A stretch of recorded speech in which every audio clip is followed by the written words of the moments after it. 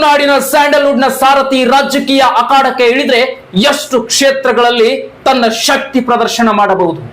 ಈ ಸಾರಥಿ challenging star D boss Darshan ರವರು ಎಷ್ಟು ಕ್ಷೇತ್ರಗಳನ್ನ ತನ್ನ ತೆಕ್ಕೆಗೆ ತೆಗೆದುಕೊಳ್ಳಬಹುದು, ಯಾವ ಯಾವ ಭಾಗಗಳಲ್ಲಿ ದರ್ಶನ್ ರವರ ಪ್ರಭಾವ ಇದೆ. ರಾಜಕೀಯ ರಾಜಕಾರಣದಲ್ಲಿ ದರ್ಶನ್ ಸ್ವಂತ ಪಕ್ಷ ಕಟ್ಟಿದರೆ ಪ್ರಾದೇಶಿಕ ಪಕ್ಷ ಕಿಂಗ್ ಮೇಕರ್ ಆಗುತ್ತಾ? ಪ್ರತಿ ಇಂಚಿಂಚು ಮಾಹಿತಿಯನ್ನ ನಿಮ್ಮ ಮುಂದೆ ಇಂಚಿಂಚಾಗಿ ಬಿಚ್ಚಿಟ್ಟಿದ್ದೀನಿ.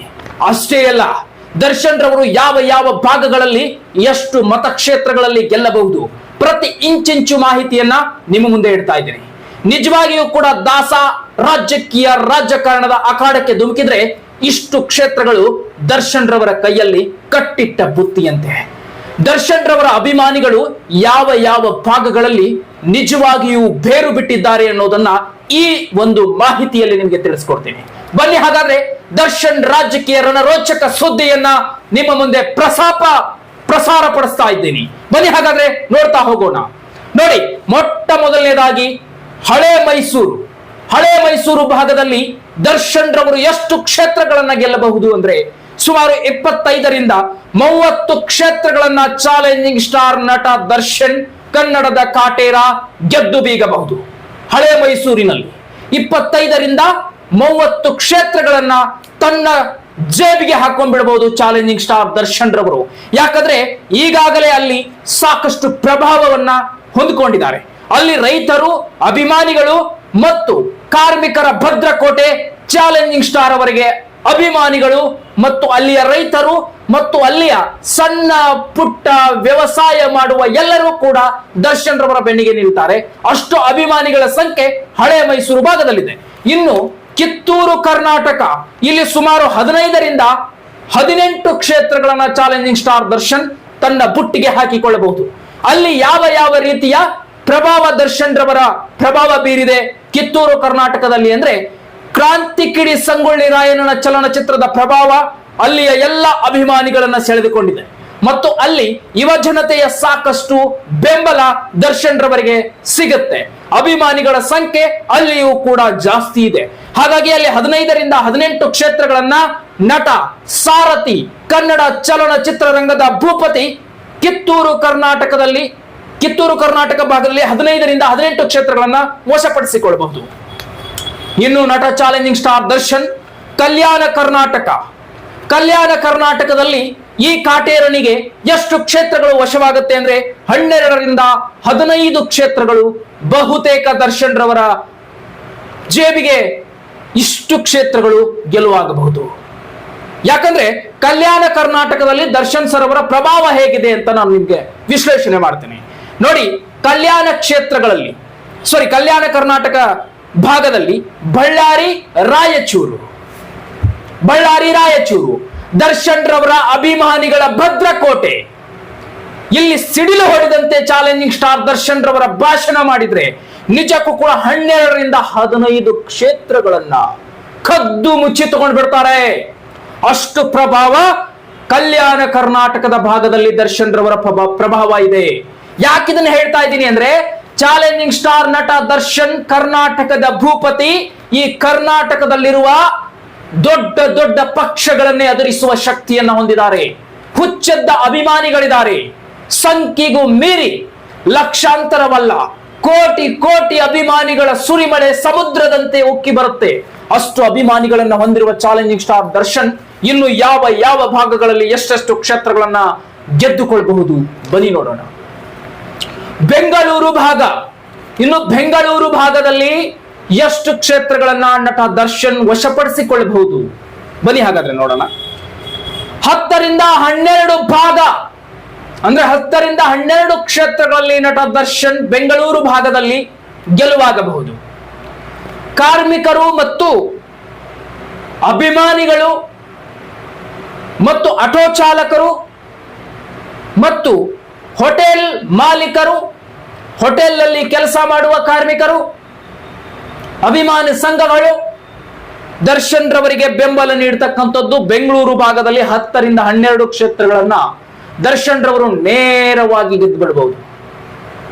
ಈಗ ಲೆಕ್ಕಾಚಾರವನ್ನ ತೆಗೆದ್ರೆ ನಟ ದರ್ಶನ್ ರವರು ತಮ್ಮ ಪ್ರಾದೇಶಿಕ ಪಕ್ಷವನ್ನ ಕಟ್ಟಿದ್ರೆ ಕರುನಾಡು ಪಕ್ಷವೋ ಅಥವಾ ಇನ್ನೊಂದು ಪಕ್ಷವೋ, ಅವರು ಯಾವ ಪಕ್ಷಕ್ಕೆ ಯಾವ ಹೆಸರನ್ನ ಇಡ್ತಾರ ಅವರ ಪಕ್ಷಕ್ಕೆ, ಆ ಹೆಸರಿನ ಪಕ್ಷ ಅಥವಾ ದರ್ಶನ್ ರವರ ಸ್ವಂತ ಪಕ್ಷ ಎಷ್ಟು ಕ್ಷೇತ್ರಗಳನ್ನ ಗೆಲ್ಲಬಹುದು ರಾಜ್ಯದಲ್ಲಿ? ಬಿಜೆಪಿ, ಕಾಂಗ್ರೆಸ್, ಜೆಡಿಎಸ್ ಇಂತಹ ಪಕ್ಷಗಳನ್ನೇ ಮೂಲೆ ಗುಂಪು ಮಾಡಿ ಎಷ್ಟು ಕ್ಷೇತ್ರಗಳನ್ನ ನಟ ದರ್ಶನ್ ತನ್ನ ಬತ್ತಳಿಕೆಯಲ್ಲಿ ಕ್ಷೇತ್ರಗಳನ್ನು ವಶಪಡಿಸಿಕೊಳ್ಬಹುದು ಅಂದ್ರೆ 25ರಿಂದ 30 ಹಳೆ ಮೈಸೂರು, ಕಿತ್ತೂರು ಕರ್ನಾಟಕ 15ರಿಂದ 18 ಕ್ಷೇತ್ರಗಳು, ಕಲ್ಯಾಣ ಕರ್ನಾಟಕ 12ರಿಂದ 15 ಕ್ಷೇತ್ರಗಳು, ಬೆಂಗಳೂರು ಭಾಗ 10ರಿಂದ 12 ಕ್ಷೇತ್ರಗಳು. ಇನ್ನು ಕರಾವಳಿ ಮತ್ತು ಮಲೆನಾಡು ಭಾಗದಲ್ಲಿ ಸುಮಾರು ದರ್ಶನ್ ಎಷ್ಟು ಕ್ಷೇತ್ರಗಳನ್ನು ವಶಪಡಿಸಿಕೊಳ್ಬಹುದು? ಕರಾವಳಿ ಮಲೆನಾಡಿನಲ್ಲಿ ಅಂದ್ರೆ 5ರಿಂದ 8 ಕ್ಷೇತ್ರಗಳನ್ನ ವಶಪಡಿಸಿಕೊಳ್ಬಹುದು. ಇಲ್ಲಿ ಅಭಿಮಾನಿಗಳ ಸಂಘಟನೆ ಮತ್ತು ಸಂಘದ ಫಲ, ಅದರ ಜೊತೆಗೆ ಅಸ್ತಿತ್ವ, ದರ್ಶನ್ ರವರ ಅಸ್ತಿತ್ವ ಕರಾವಳಿ ಭಾಗದಲ್ಲಿ ಸಾಕಷ್ಟು ಇದೆ. ಇಲ್ಲಿ ಕರಾವಳಿ ಮಲೆನಾಡಿನಲ್ಲಿ ದರ್ಶನ್ ರವರ ಸಿನಿಮಾಗಳಿಗೆ ಬಹಳಷ್ಟು ಬೇಡಿಕೆ ಇದೆ. ಸಿನಿಮಾಗಳಷ್ಟೇ ಅಲ್ಲ, ದರ್ಶನ್ ರವರ ರೈತಕೀಯ ಪ್ರಭಾವ ಕೂಡ ಈ ಕರಾವಳಿ ಮಲೆನಾಡು ಭಾಗದಲ್ಲಿ ಬಹಳಷ್ಟಿದೆ. ಹಾಗಾಗಿ 5ರಿಂದ 8 ಕ್ಷೇತ್ರಗಳನ್ನ ಇಲ್ಲಿ ವಶಪಡಿಸಿಕೊಳ್ಬಹುದು. ಹಾಗಿದ್ರೆ ನಟ ದರ್ಶನ್ ರವರು ಎಷ್ಟು ಕ್ಷೇತ್ರಗಳನ್ನ ವಶಪಡಿಸಿಕೊಂಡ್ರು? ಇದು ಕನಿಷ್ಠವಾಗಿ ಲೆಕ್ಕಾಚಾರ ಇದೆ, ಗರಿಷ್ಠ ಅಲ್ಲ. ದರ್ಶನ್ ರವರ ಗರಿಷ್ಠ ಲೆಕ್ಕಾಚಾರವನ್ನ ಮಾಡ್ತಾ ಇಲ್ಲ, ಕನಿಷ್ಠ. ಅಬ್ಬಬ್ಬ ಅಂದ್ರೆ ಅಂತಾರಲ್ಲ, ಸೋತು ಆಡಿದ್ರು ಅಂತಾರಲ್ಲ, ಹಾಗೆ ಸುಮ್ನೆ ಬಹಳ ಕನಿಷ್ಠ ಮಟ್ಟದಲ್ಲಿ ದರ್ಶನ್ ರವರ ಶಕ್ತಿಯನ್ನ ಪ್ರದರ್ಶನ ಮಾಡ್ತಾ ಇರೋದು, ತೋರಿಸ್ತಾ ಇರೋದು. ಆದ್ರೆ ಇದಕ್ಕಿಂತ ಹೆಚ್ಚು ಪ್ರಭಾವ ದರ್ಶನ್ ರವರದಿದೆ. ಆದ್ರೆ ಇವರು ಈಗ ಸುಮಾರು ಎಷ್ಟು ಕ್ಷೇತ್ರಗಳನ್ನ ವಶಪಡಿಸಿಕೊಳ್ತಾರೆ ಹಾಗಾದ್ರೆ ಅಂದ್ರೆ 67ರಿಂದ 83 ಕ್ಷೇತ್ರಗಳಲ್ಲಿ ಇವರು ಪ್ರಚಾರ ಮಾಡಬಹುದು. ಎಲ್ಲಾ ಕಡೆ ಪ್ರಚಾರ ಮಾಡ್ತಾರೆ, ಆದ್ರೆ 67ರಿಂದ 83 ಕ್ಷೇತ್ರಗಳನ್ನ ಗೆಲುವಿನ ಸಾಧ್ಯತೆ ಇದೆ. ಗೆಲುವಿನ ಸಾಧ್ಯತೆ ಅಂದ್ರೆ ಗೆಲುವಿನ ಸಾಧ್ಯತೆ ಅಷ್ಟಲ್ಲ, ಗೆದ್ದೇ ಗೆಲ್ತಾರೆ ಅನ್ನುವ ಅಂಕಿ ಸಂಖ್ಯೆ. ಇನ್ನು ಮೇಲೆ, ಇದಕ್ಕಿಂತ ಮೇಲೆ ಗರಿಷ್ಠ ಅಂದ್ರೆ 100ರಿಂದ 125ರವರೆಗೂ ಅವರ ಶಕ್ತಿ ಇದೆ. ಆದ್ರೆ ನಾವು ಕನಿಷ್ಠವಾಗಿ ಯೋಚನೆ ಮಾಡಿದೀವಿ. ಕನಿಷ್ಠವಾಗಿ ಅವರ ಪ್ರಭಾವವನ್ನ ಕನಿಷ್ಠ ಲೆಕ್ಕಾಚಾರದಲ್ಲಿ ಹಿಡಿದು 67ರಿಂದ 83 MLAಗಳನ್ನ ಗೆಲ್ಲಿಸುವ ಶಕ್ತಿ ನಟ ದರ್ಶನ್ಗಿದೆ, ಕರ್ನಾಟಕದ ಸಾರಥಿಗಿದೆ, ಕರುನಾಡಿನ ಕಾಟೇರನಿಗಿದೆ. ದರ್ಶನ್ ರಾಜಕೀಯಕ್ಕೆ ಬರ್ತಾರೆ ಅಂದ್ರೆ, ಚಾಲೆಂಜಿಂಗ್ ಸ್ಟಾರ್ ದರ್ಶನ್ ರವರು ಸ್ವಂತ ಪಕ್ಷ ಕಟ್ತಾರೆ ಅಂದ್ರೆ ರಾಜ್ಯದ ಬಿಜೆಪಿಗೆ, ರಾಜ್ಯದ ಕಾಂಗ್ರೆಸ್ಗೆ, ರಾಜ್ಯದ ಜೆಡಿಎಸ್ಗೆ ನಡುಕುಂಟ ಆಗಿ ಬೆವರಿಳಿಯುತ್ತೆ. ದರ್ಶನ್ ರಾಜಕೀಯ ಪಕ್ಷ ಕಟ್ತಾರೆ ಅಂದ್ರೆ ಸೊ ಅಷ್ಟು ಪ್ರಬಲವಾಗಿದೆ. ಈಗ ಒಂದಂತೂ ಸತ್ಯ, ನಮ್ಮ ರಾಜ್ಯದ ಸ್ಯಾಂಡಲ್ವುಡ್ ನ ಸಾರಥಿ, challenging star D boss Darshan ಅತ್ಯಂತ ಸ್ಪರದ್ರೂಪಿ ನಟ ಮತ್ತು ರೈತಕೀಯ ನಟ. ಹೆಂಡೆ ತೆಗೆಯೋಕ್ಕೂ ಸಿದ್ಧ, ಹೊಲದಲ್ಲಿ ಟ್ರ್ಯಾಕ್ಟರ್ ಹೊಡೆಯೋಕ್ಕೂ ಸಿದ್ಧ. ಮತ್ತು ಅಷ್ಟೇ ಅಲ್ಲ, ನಟ ದರ್ಶನ್ ರವರು ಈ ಹಿಂದೆ ಸುಮಲತಾ ಪರ ಪ್ರಚಾರ ಮಾಡಬೇಕಾದ್ರೆ ಒಂದು ಮಾತನ್ನ ಹೇಳ್ತಾರೆ ರೈತರಿಗೆ. ಏನಂತ ಪ್ರಸ್ತಾಪ ಮಾಡಿದ್ದು ಅಂದ್ರೆ, ಅನುದಾನ ಅನ್ನೋದನ್ನ ನಮ್ಮ ಕೈಗೆ ಕೊಟ್ರೆ ಅದನ್ನ ಹೇಗೆ ಅಭಿವೃದ್ಧಿ ಮಾಡ್ಬೇಕು ಅನ್ನೋದನ್ನ ನಾನು ಮಾಡಿ ತೋರಿಸ್ತೇನೆ ಅಂತ ದರ್ಶನ್ ಮಾತನ್ನ ಹೇಳಿದ್ರು. ನೋಡಿ, ಚಾಲೆಂಜಿಂಗ್ ಸ್ಟಾರ್ ನಟ ದರ್ಶನ್ ರವರಿಂದ ಬಹಳಷ್ಟು ಜನ ಪ್ರೇರೇಪಿತರಾಗಿದ್ದಾರೆ, ಬಹಳಷ್ಟು ಜನ ಅವರನ್ನ ಇನ್ಸ್ಪಿರೇಷನ್ ಆಗಿ ತಗೊಳ್ತಾರೆ. ಕಾರಣ ದರ್ಶನ್ ರವರು ಅವರ ಮನಸ್ಸು ಸುಮಾರು ಸ್ವಂತ ಚಿತ್ರರಂಗದಿಂದ ದುಡಿದಂತಹ ದುಡ್ಡು 2ರಿಂದ 2.5 ಕೋಟಿ ರೂಪಾಯಿಯನ್ನ ಜನಗಳಿಗೆ ದಾನವನ್ನಾಗಿ ನೀಡ್ತಾರೆ ದರ್ಶನ್ ರವರು ವರ್ಷಕ್ಕೆ. ಇನ್ನು ಅನುದಾನ ಅಂತೇನಾದ್ರೂ ಅವ್ರ ಕೈಗೆ ಸಿಕ್ಬಿಟ್ರೆ, ನಾನು ಹೇಳಿದ್ನಲ್ಲ, ಹಳೆ ಮೈಸೂರು ಭಾಗ, ಕಿತ್ತೂರು ಕರ್ನಾಟಕ, ಕಲ್ಯಾಣ ಕರ್ನಾಟಕ, ಕರಾವಳಿ, ಮಲೆನಾಡು, ಬೆಳಗಾವಿ ಈ ಭಾಗಗಳಲ್ಲಿ, ಬಿಜಾಪುರ ಮತ್ತು ಅಷ್ಟೇ ಅಲ್ಲ ಬೆಂಗಳೂರು ಭಾಗ, ಎಲ್ಲಲ್ಲೂ ಕೂಡ ದರ್ಶನ್ ರವರ ಅಭಿಮಾನಿಗಳ ಸಂಖ್ಯೆ ಹೆಚ್ಚಿದೆ. ವಿಜಯಪುರದಲ್ಲೂ ಕೂಡ ದರ್ಶನ್ ರವರಿಗೆ ಅಭಿಮಾನಿಗಳು ಹೆಚ್ಚಿದ್ದಾರೆ. ಬೆಳಗಾವಿ ಭಾಗದಲ್ಲಂತೂ mass superior challenging star Darshan ರವರ ಅಭಿಮಾನಿಗಳಿದ್ದಾರೆ. ಇನ್ನು ಆಟೋ ಚಾಲಕರಂತೂ ದರ್ಶನ್ ರವರು ಬೆನ್ನು ಬಿಡೋದಿಲ್ಲ, ಅವರಿಗೆ ವೋಟಿಂಗ್ ಮಾಡೋದು. ಆಮೇಲೆ ಇನ್ನೊಂದು ವಿಚಾರ ಗೊತ್ತಿರಲಿ, ಬಿಜೆಪಿ ಎಷ್ಟೇ ದುಡ್ಡು ಹಂಚಿದ್ರು, ಕಾಂಗ್ರೆಸ್ ಎಷ್ಟೇ ದುಡ್ಡು ಹಂಚಿದ್ರು, ಎಷ್ಟೇ ಗ್ಯಾರಂಟಿಗಳನ್ನ ಕೊಟ್ರು, ಏನೇ ಮಾಡಿದ್ರು ದರ್ಶನ್ ರವರ ಅಭಿಮಾನಿಗಳ ಬದಲಾಗೋದಿಲ್ಲ.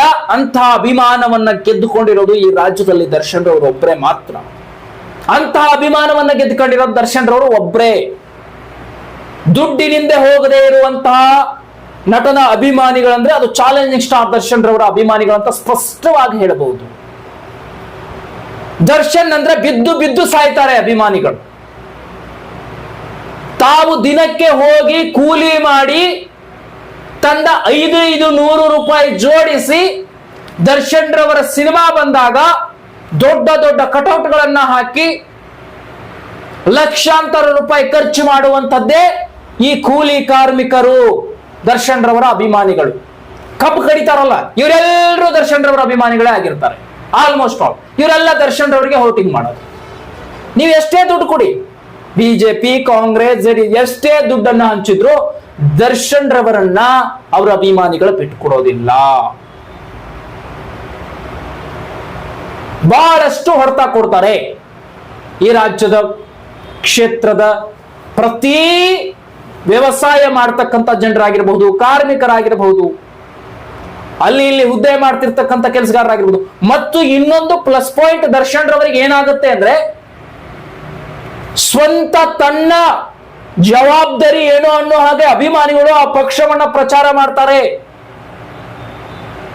ಅವರ ಸಿನಿಮಾ ಪ್ರಮೋಷನ್ ಅನ್ನ ಹೇಗೆ ಮಾಡ್ತಾರೆ ಅಂದ್ರೆ, ಬೈಕಿಗೆ ಧ್ವಜ ಕಟ್ಕೊಂಡು, ರಿಕ್ಷಾ ಮಾಡ್ಕೊಂಡು, ಎಲೆಕ್ಷನ್ ಗಿಂತಲೂ ದೊಡ್ಡದಾಗಿ ಅವ್ರ ಸಿನಿಮಾನೇ ಪ್ರಚಾರ ಮಾಡ್ತಾರಂತ. ಇನ್ನು ಎಲೆಕ್ಷನ್ ನಿಂತ್ಕೊಂಡ್ರೆ ದರ್ಶನ್ ರವ್ರ ಪಕ್ಷ ಪ್ರಚಾರ ಮಾಡಲ್ವಾ ಅಭಿಮಾನಿಗಳು? ಎಂತೆಂತ ಹುಚ್ಚ ಅಭಿಮಾನಿಗಳಿದ್ದಾರೆ ದರ್ಶನ್ ಸರ್ ಅವರಿಗೆ ಅಂದ್ರೆ, ತಮ್ಮ ಅಮೂಲ್ಯವಾದ ಸಮಯವನ್ನ ದರ್ಶನ್ ರವರ ಪಕ್ಷಕ್ಕೆ ಕೊಟ್ಟು ಆ ಪಕ್ಷದ ಪ್ರಚಾರ ಒಬ್ಬನೇ ಒಬ್ಬ ಅಭಿಮಾನಿ ಇಡೀ ಡಿಸ್ಟಿಕ್ಗೆ ಪ್ರಚಾರ ಮಾಡುವಷ್ಟು ಅಭಿಮಾನವನ್ನು ಹೊಂದಿದ್ದಾರೆ. ಅಷ್ಟು ಸ್ಪರ್ಧೃಪಿಯಾಗಿರುವಂತಹ ನಟ. ಮತ್ತು ದರ್ಶನ್ ರವರಂದ್ರೆ ಎಲ್ರೂ ಕೂಡ ಹೌದಪ್ಪ, ಈ ನಟನನ್ನ ಆಯ್ಕೆ ಮಾಡಿದ್ರೆ ಈತ ಲೂಟಿ ಮಾಡೋನಲ್ಲ, ದರ್ಶನ್ ರವರು ತಿನ್ನೋರಲ್ಲ, ದುಡ್ಡಿನ ವ್ಯಾಮೋಹ ಇರೋರಲ್ಲ, ಜನರ ಕಷ್ಟಕ್ಕೆ ಸ್ಪಂದಿಸ್ತಾರೆ ಅನ್ನುವಂತಹ ನೇರವಾಗಿರ್ತಕ್ಕಂತಹ ಮೈಂಡ್ ಅನ್ನ ಸೇರುತ್ತೆ ಜನರ ತಲೆಯಲ್ಲಿ. ಈ ಮೈಂಡ್ ಸೆಟಪ್ ಆಗ್ಬಿಡತ್ತೆ.